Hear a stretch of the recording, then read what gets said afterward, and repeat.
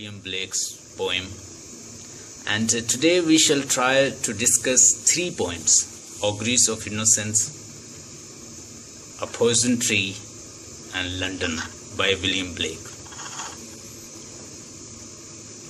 A Poison Tree basically denotes song of experience. His poem belongs to song of experience.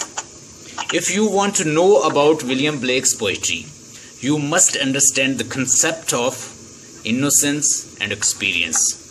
As I told earlier, whenever William Blake talks about innocence, it means love, compassion, good feelings.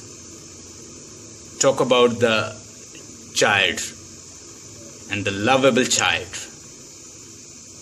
So he is taking the goodness from human being.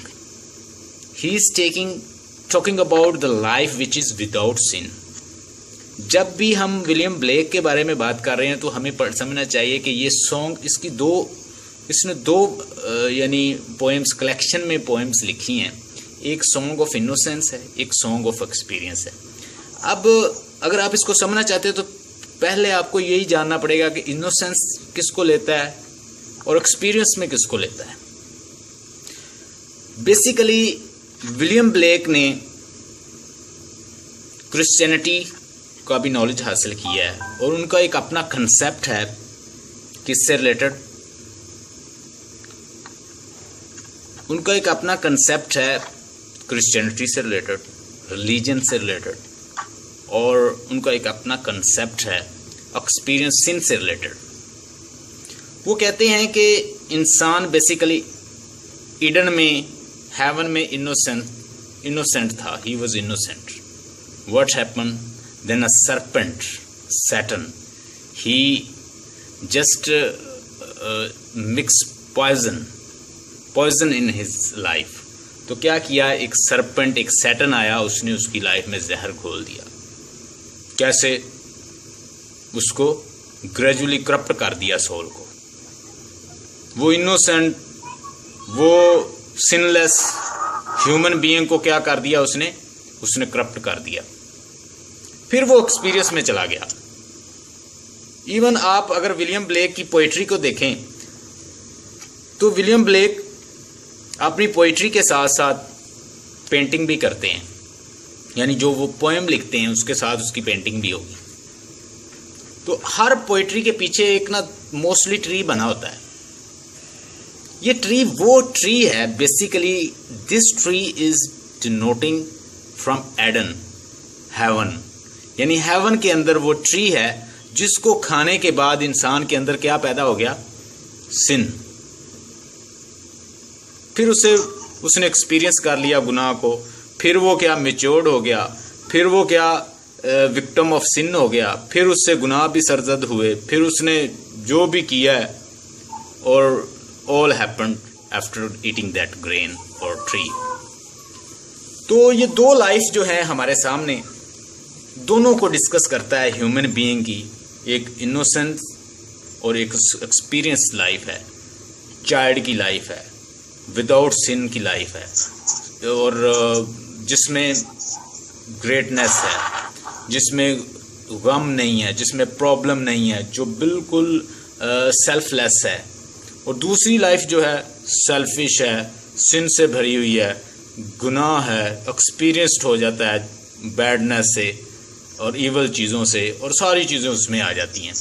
अब अ poison tree आप जब जैसे ही पढ़ोगे आपको खुद ही अंदाज़ा हो जाएगा कि ये कौन सी कलेक्शन है इसकी.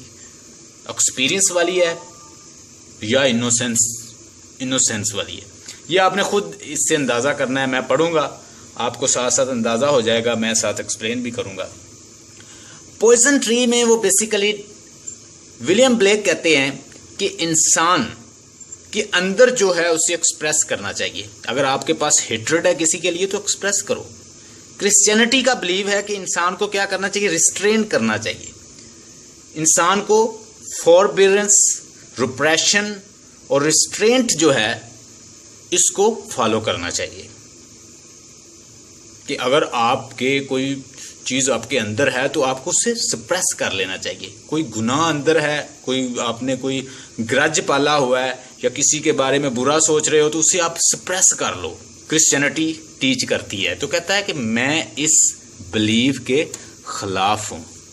I am against this believe of Christianity and church, because when you suppress your idea, your feeling, your grudge, your hatred, it will be very dangerous in future. कहता है मैंने अपने दोस्त के खिलाफ ग्रज जो है वो पाला और मैंने उसको क्या किया, फोस्टर किया, उसको दबाता रहा, तो it was very dangerous. ये इतना खतरनाक हुआ कि इसने किसी की जान ले ली। तो जब ऐसे ही है, कहता है कि आप बीज बोते हो, जब आप सप्रेस करते हो तो अपने अंदर क्या करते हो, एक बीज बोते हो नफरत का, और फिर क्या बन जाता है, वो ट्री बन जाता है। जब ट्री बन जाता है तो उसके साथ एक फल लगता है, जो उसका फल खाता है, चाहे एप्पल हो या जो भी हो, तो वो क्या करता है, ही मस्ट टेस्ट डेथ, तो वो उससे उसकी डेथ हो जाती है। वो खतरनाक होता है लोगों के लिए, वो लोगों को किल करता है, वो लोगों को मारता है। आप जब अपने अंदर चीज़ों को, बुराई को, सिन को, गलत चीज़ों को अपने अंदर सप्रेस करते रहते हो, उन्हें रिस्ट्रेंट करते हो, आप उनको यानी उसको रिप्रेस करते हो, तो वो सारी चीज़ें क्या है, वो बहुत ख़तरनाक ट्री की शक्ल में बाद में एक शक्ल, एक फॉर्म बन जाती है, और उस पर फिर क्या करते हैं, फल भी लगते हैं, और वो फल जो होते हैं वो लोग खाते हैं और उससे लोगों की डेथ होती है। लोगों के लिए वो खतरनाक होता है। Basically he is using symbols and he is giving certain allusions as well. अब देखिए, पोइट्री के अंदर हमेशा एक नरेटर होता है। नरेटर जो होता है वो स्टोरी सुनाता है, यानी नरेट का मतलब क्या होता है, बयान करना। तो हर पोइट्री के अंदर जो लिखने वाला है वो अपना बाज़ का अपना नाम तो नहीं, खुद तो नहीं बताता कि विलियम ब्लेक ये कहे कि मैं बात कर रहा हूँ। वो अपना एक नरेटर क्रिएट करता है। नरेटर आगे स्टोरी बनाता है। नरेटर आपको बताता है कि what is going to happen and what is going on. तो यहाँ पे भी एक नरेटर है। तो नरेटर यहाँ पे वो उसने आई का प्रोनाउन यूज़ किया है, तो नरेटर वो खुद है। तो वो अपनी वो 4 स्टैंजा में उसने इसको लिखा है। आप इसकी मोस्टली पोइट्री देखोगे कि मज़हब से ज़्यादा इसका एक अपना बिलीव है, और मज़हब को, बाइबल को ये उसमें इंक्लूड करता है। जो सिंबल्स और अलूजन बेसिकली होता है कि किसी का रेफरेंस देना। तो ये बाइबल का रेफरेंस देता है, तो वो अलूजन है। अलूजन का मतलब होता है रेफरेंस। तो आप इसकी पोइट्री में अलूजन्स देखोगे, और अलूजन कौन से होंगे, मोस्टली बाइबल से, क्योंकि बाइबल का उसे खासा नॉलेज है। और ये कहता है कि ये मज़हब को भी थोड़ा सा रिफॉर्म उसमें चाहता है कि that should be reformed one, कि उसमें कुछ रिफॉर्मेशंस लाई जाएं, कुछ रिफॉर्म्स की ज़रूरत है। जो चर्च जो है वो क्या सिखा रहा है, वो चीज़ नहीं सिखा रहा। वो टोटली क्या सिखा रहे हैं, वो यानी वाइल्ड चीज़ों को सिखा रहे हैं, गलत चीज़ों को सिखा रहे हैं, रिप्रेस करना सिखा रहे हैं, सप्रेस कर रहे हैं फीलिंग को। वो बहुत ख़तरनाक है। Something whatever you have you should express। जो आपके दिल में कहता है वो बाहर निकालो, वो आप बोलें, ताकि वो ख़तरनाक ना हो लोगों के लिए, सोसाइटी के लिए, माशरे के लिए। So this quite modern approach. उस वक्त लोगों ने इसे नहीं समझा, लेकिन जब बाद में, उस वक्त जैसे मैंने आपको पहले बताया कि लोग इसको बड़ा स्ट्रेंज और एक्सेंट्रिक और काफ़ी नाम दिए लोगों ने, लेकिन with the passage of time William Blake को काफ़ी अच्छा माना जाने लगा। इसको लोग रिस्पेक्ट करने लगे और इसकी पोइट्री को वो ज़्यादा समझने लग गए। तो अब मैं पढ़ने जा रहा हूँ, तो ज़रा सुनिएगा। विलियम ब्लेक कहता है, a poison tree, I was angry with my friend, I told my wrath didn't. कि मैं अपने दोस्त से बहुत नाराज था। सिंपल मानी बनते हैं इसके। कहता I was angry with my friend, I told my wrath was end. कि मेरे अंदर बहुत सारा गुस्सा था, मैं अपने दोस्त से नाराज था, मैंने उसे सब कुछ बताया, तो वो मेरा गुस्सा एंड हो गया, खत्म हो गया। Mean to say when I express my anger to my friend, it was ended, there was no more anger. यानी आप जैसे वो कहते हैं ना कैथारसिस, जैसे अरिस्टोटल ने कहा था कि you must have catharsis of your feeling, you should share your feeling with other to have catharsis of such emotions. Tragedy की डेफिनेशन दी है ना, उसमें कैथारसिस का मतलब बताया। तो सेम वे पोएटिक्स में हाँ जी, ये बिल्कुल ऐसे कह रहा है, कहता I was angry with my friend, I told my wrath didn't. I was angry with my foe. I was angry with my foe. I told it not. My wrath did grow. बड़ी simple language में वो समझा रहा है। आगे कहता है and I water it in fear. I watered यानी एज अ वर्ब यूज हुआ है। I watered it in fear, night and morning with my tears, and I shunned it with my smile, and with soft deceitful wiles, and it grew with day and night, till it bore an apple bright, and my foe beheld it shine, and he knew that it was mine. And into my garden stole, when the night had veiled the pole, in the morning glad I see my foe outstretched beneath the tree. So here there are almost 4 stanzas, 4 lines, and if we see overall context of this poem, the poem is telling, I told the secret, I told each and everything to my friend, and I consoled, and I got the catharsis, and everything was okay. Once I hid something from my foe, and what happened? It was grown just like a tree, and people started eating the fruit of that tree, and that was very harmful. At last they came to know, but it was very late. बता रहा है कि मैंने अपने दोस्त के साथ discuss किया तो एवरीथिंग कंसेंसस हो गई, कैथारसिस हो गया, सब कुछ ठीक हो गया। ठीक है, तो फिर पहले स्टैंजा में वो कहता है, फिर मैंने कहता दुश्मन से कुछ चीजें छुपाई। I hid something from my friend. I was angry with my foe. I told it not. My wrath did grow. कहता है मैंने अपने दुश्मन को चीजें नहीं बताई तो क्या हुआ, वो बढ़ गई, वो ज्यादा बढ़ गई, वो दुश्मनी जो है वो ज्यादा मुझसे फ्लेयर अप हुई। तो अगर मैंने अपने दोस्त को बताई तो एवरीथिंग वाज ओके, लेकिन अपने दुश्मन को नहीं बताई तो वो चीज और ग्रो हुई और बढ़ी। दूसरे स्टैंजा में कहता है and I water in the fear, water के मैंने उससे उस फियर को वाटर मीन उसे और बढ़ाया।